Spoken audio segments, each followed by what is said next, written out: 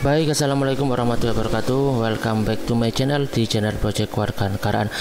Oke teman-teman semuanya, di video kali ini kami akan menyampaikan sebuah materi dalam mata pelajaran pendidikan Pancasila, yaitu mengenai potensi konflik dalam keberagaman. Seperti yang kita ketahui bersama-sama bahwa negara kita itu terbentuk dari berbagai macam elemen, dari berbagai macam latar belakang yang berbeda-beda, mulai dari sukunya, rasnya, etnis, bahasa, sampai dengan agamanya itu berbeda-beda, sehingga kalau itu tidak dikelola dengan baik maka itu akan berpotensi menjadi sebuah konflik. Nah, seperti apa potensi-potensinya? Silakan simak videonya.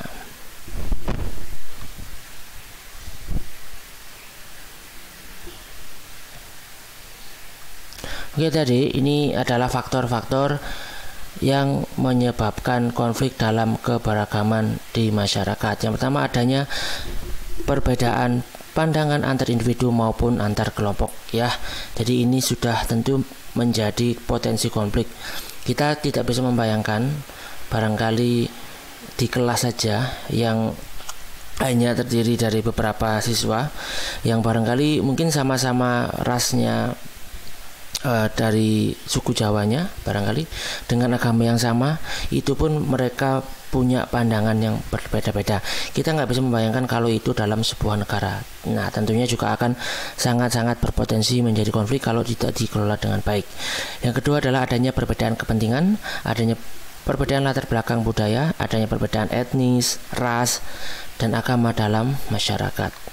Yang selanjutnya, tidak berfungsinya norma-norma sosial, munculnya pertentangan norma dalam masyarakat, sanksi terhadap pelanggaran yang tidak tegas, terjadinya proses disasosiatif dalam masyarakat. Disasosiatif adalah interaksi sosial yang mengarah ke bentuk perpecahan atau merenggangkan solidaritas. Nah, terus apa saja yang berpotensi menjadi konflik? Nah, ini ada 3 hal yang sekiranya bisa berpotensi menimbulkan konflik di dalam keberagaman. Yang pertama adalah stereotip. Ya, barangkali kalian masih asing dengan kata ini, ya marilah kita bahas bersama-sama. Stereotip adalah penilaian atau anggapan terhadap seseorang berdasarkan kelompok sosialnya, berdasarkan etnis, budaya, ataupun kelompok sosial.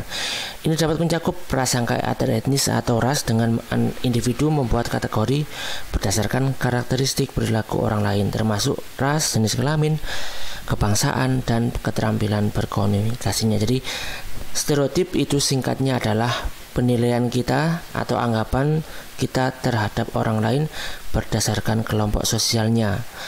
Penilaian ini bisa penilaian positif atau penilaian yang negatif. Kita langsung masuk ke contohnya. Orang gemuk biasanya pemalas dan suka makan. Nah, ini adalah penilaian negatif. Jadi kita menganggap orang gemuk itu adalah orang-orang yang pemalas dan suka makan. Atau mungkin yang lain, orang Batak dikenal keras. Misalkan orang Batak dikenal keras kepala, orang Sunda dikenal orang-orang yang lemah lembut. Nah, itu adalah salah satu contoh dari stereotip, karena tidak semua orang Batak itu keras kepala dan tidak semua orang Sunda itu lemah lembut. Nah, contoh yang lain, laki-laki dianggap kuat dan jantan, gagah dan berani, sedangkan perempuan adalah sosok yang lemah dan selalu ingin dilindungi. Nah, itu juga termasuk salah satu dari stereotip. Itu mungkin contoh yang lain, perempuan lebih pintar daripada laki-laki, atau yang biasanya peringkat 1 di kelas adalah perempuan. Itu adalah salah satu stereotip yang ada di lingkungan kita. Nah, kalian coba membuat contoh dari stereotip ya, coba tulis di kolom komentar. Yang kedua adalah diskriminasi. Diskriminasi adalah pembedaan perlakuan berdasarkan identitas sosialnya, baik dari ras, agama, dan jenis kelamin. Jadi kalau tadi stereotip adalah bagaimana orang itu menganggap, ya, mengelompokkan orang lain. Jadi kalau diskriminasi adalah perlakuan yang berbeda terhadap orang lain atau sekelompok orang berdasarkan identitas sosialnya, mungkin karena jenis kelaminnya, karena laki-laki, karena perempuan, karena agamanya, karena rasnya, karena golongan, karena strata sosialnya barangkali, atau mungkin karena status ekonominya. Nah, itu juga termasuk perilaku diskriminasi. Saya kira banyak sekali contoh dari perilaku diskriminasi, misalkan diskriminasi karena jenis kelamin, karena barangkali ya muridnya cantik ya, muridnya ganteng, dia dikasih nilai bagus, atau dia dilayani kalau tanya diberikan jawaban yang jelas. Terus untuk murid-murid yang tidak cantik, tidak ganteng, tidak dilayani, nah itu juga termasuk salah satu perilaku diskriminasi terhadap siswa.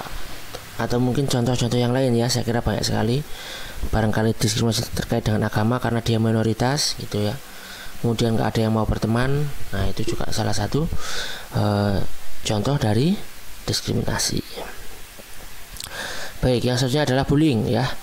Bullying adalah segala bentuk penindasan atau kekerasan yang dilakukan dengan sengaja oleh satu orang atau sekelompok orang yang lebih kuat atau yang berkuasa terhadap orang yang lain dengan tujuan untuk menyakiti dan dilakukan secara terus-menerus ya.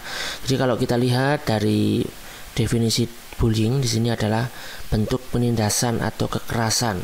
Jadi di sini yang kita perlu garis bawahi ya teman-teman. Jadi bullying itu bukan selalu dalam bentuk kekerasan secara fisik ya. Mungkin dia bisa secara verbal ya, dan sekali lagi tidak selalu bentuknya itu secara fisik. Jadi nggak hanya dalam bentuk memukul ya, menendang, menjewer dan yang lain sebagainya. Mungkin juga bisa dalam bentuk yang lain ya, dalam bentuk verbal, mungkin dari ucapannya merendahkan gitu ya, terus mengganggu, bahkan sampai memberi nama panggilan. Kalau barangkali dia hitam dipanggil black gitu ya, dia karena dia kurus dipanggil jungkring gitu. Ini itu juga termasuk perilaku diskriminasi. Oleh karena itu di sini ada 6 kategori dari bullying. Jadi yang pertama adalah bentuknya secara kontak fisik ya, memukul, mendorong, menggigit, menjambak, menendang dan yang lain sebagainya. Yang kedua yaitu kontak verbal secara langsung, kayak misalkan mengancam ya, memalak ya, misalkan minta uang itu kan ngancam, mempermalukan, merendahkan, mengganggu, memberi nama panggilan. Yang ketiga perilaku nonverbal secara langsung, misalkan menjulurkan lidah ya, menampilkan ekspresi muka yang merendahkan. Perilaku yang nonverbal tidak langsung, mendiamkan seseorang, bahkan sampai memanipulasi persahabatan.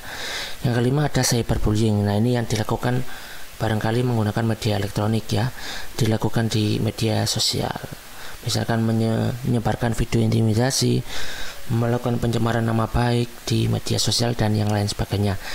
Terus yang keenam adalah pelecehan seksual. Baik, nah ini adalah dampak buruk bullying ya bagi para korbannya. Yang pertama tentunya dia akan menurunkan motivasi dan semangatnya ya. Yang kedua munculnya masalah kesehatan mental. Yang ketiga korban menderita luka hingga penyakit parah akibat penganiayaan. Nah ini mungkin efek dari yang kontak secara fisik ya teman-teman. Yang keempat itu mengembangkan perilaku agresif, pemarah dan pendiam. Nah perlu diingat teman-teman bahwa korban dari bullying ini dia sangat-sangat berpotensi menjadi pelaku, karena dia mungkin ya dia ingin melampiaskan kepada orang lain yang dia anggap lebih lemah. Jadi korban itu sangat berpotensi menjadi pelaku. Nah untuk dampak bullying terhadap kehidupan sosial yaitu yang pertama perilaku kekerasan yang terjadi secara turun-temurun. Nah ini yang saya sampaikan tadi ya teman-teman. Jadi mungkin karena ketika dia sekolah kelas 1 dia dibully, nah ketika dia sudah ada di kelas 3, nah maka dia akan punya potensi dendam dan melakukan hal yang sama kepada adik kelasnya. Menurunnya kualitas hidup anggota masyarakat gitu ya teman-teman. Nah yang selanjutnya adalah intoleran dan etnosentrisme. Intoleran itu berasal dari kata toleran dikasih kata imbuhan in menjadi bermakna tidak tenggang rasa ya. Toleran itu kan artinya simpati, tenggang rasa, peduli. Nah kalau dikasih in menjadi tidak peduli, tidak tenggang rasa, tidak toleran. Nah ini adalah beberapa contoh dalam kehidupan sehari-hari. Nggak menghargai dan menghormati hak orang lain, kemudian mengganggu kebebasan orang lain, memaksakan kehendak kepada orang lain. Nah itu juga termasuk perilaku intoleran. Kayak misalkan mohon maaf ya, ada teman-teman yang non muslim di sekolah kemudian dipaksa ya untuk mengikuti kegiatan muslim. Nah, itu juga termasuk perilaku intoleran ya. Barangkali ada teman kita yang sedang ibadah, kita malah mengganggu. Nah, itu juga salah satu perilaku intoleran. Yang selanjutnya adalah etnosentrisme. Etnosentrisme adalah sikap atau pandangan yang berpangkal pada masyarakat dan kebudayaan sendiri. Biasanya disertai dengan sikap pandangan yang meremehkan masyarakat dan kebudayaan yang lain. Jadi kayak dia itu menganggap budayanya atau golongannya, kelompoknya dia itu lebih baik, lebih bagus daripada kelompok yang lain, dan menganggap kelompok yang lain itu jelek, menganggap kelompok yang lain itu lebih rendah daripada kelompoknya. Kayak misalkan kami suku Jawa, kita menganggap suku Jawa yang paling bagus sedangkan suku yang lain itu jelek. Nah, itu adalah salah satu perilaku dari etnosentrisme. Atau kata lainnya, etnosentrisme ini adalah nasionalisme yang kebablasan, teman-teman ya. Nah, berikutnya adalah beberapa penyebab dari etnosentrisme. Munculnya sikap stereotip atau prasangka didasari pada penilaian atau anggapan berdasarkan karakteristik perilaku orang lain. Adanya prasangka sosial yang dapat mengarah ke hal yang negatif. Adanya budaya politik yang membuat pemikiran subjektif dan penuh ikatan emosional, dan adanya jarak sosial yang perasaan untuk memisahkan individu dengan kelompok tertentu. Dan itu adalah beberapa penyebab dari etnosentrisme ya teman-teman. Jadi ini juga berbahaya karena orang yang punya perilaku etnosentrisme itu dia kayak menganggap kelompoknya yang paling baik ya, dan bahayanya dia itu merendahkan ya, bahkan sampai tidak menganggap kelompok yang lainnya. Ini adalah dampak dari konflik keberagaman. Tentunya yang pertama adalah menyebabkan disintegrasi sosial dalam masyarakat.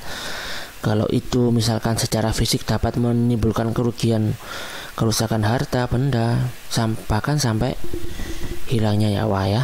Terus yang ketiga, adanya perubahan kepribadian individu, misalkan dari semula yang sopan menjadi kasar dan tidak ramah. Ini mungkin efek dari perilaku bullying.